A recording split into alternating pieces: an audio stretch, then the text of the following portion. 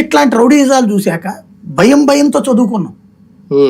అలాంటి చదువుల తర్వాతన ఆ రౌడీజం మీద వార్తలు రాసేటువంటి సందర్భాలు బిగినైనప్పుడు ఆఫీసుల్లో మమ్మల్ని భయపెడతా, నువ్వెందుకు వాడి మీద రాస్తావు అని చెప్పి ఆపిన రోజులు ఉన్నాయి. అయినా సరే నా వార్త ఇది, మీరు వేసుకుంటారో వేసుకొని మీ ఇష్టం అని చెప్పేసి వదిలేసి ఉంటే ఆ తర్వాత ఆ నాయకులు మమ్మల్ని బెదిరించారు నీ మూలంగా అని చెప్పి మా రిపోర్టర్లు, స్టాఫ్ రిపోర్టర్లు తిట్టిన రోజులు చూశాను నేను. అలాంటి స్టేజ్ నుంచి రౌడీయిజం అనేటటువంటి వాడిని కుమ్మవతల పడే గురు మేము చూసుకుంటానని చెప్పిన రవిప్రకాష్ గారు లాంటి వాడిని చూశాను.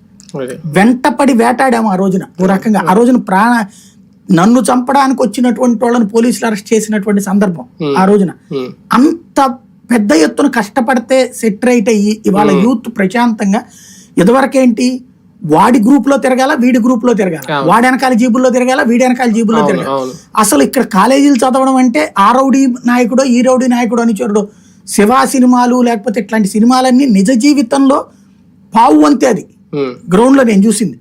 అంత అరాచకపు స్టేజ్ నుంచి ఈ రౌడీయిజం అంటే తప్పు అని ప్రతి తల్లిదండ్రి మనసులో తీసుకురాగలిగాం. వాళ్ళందరినీ రౌడీలని నాయకులు ఓడిపోయారు వరుస పెట్టి. చంద్రబాబు నాయుడు గారి టైంలో పెట్టబడినటువంటి సురేంద్రబాబు గారు లాంటి వాళ్ళు, ఏబి వెంకటేశ్వరరావు గారు లాంటి వాళ్ళు, లేకపోతే కనుక డిటి నాయక్ లాంటి వాళ్ళు రౌడీ అనేటువంటి వాడిని వేటాడి తరిమారు.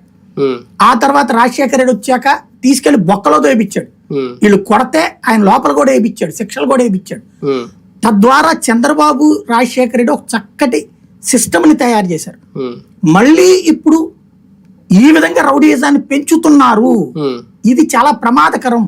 రాష్ట్రాన్ని నాశనం చేసేలాగా అసాంఘిక శక్తులుగా యువతని తయారు చేయడం అనేది అత్యంత ప్రమాదకరం. కష్టపడి కట్టుకున్న కూటమి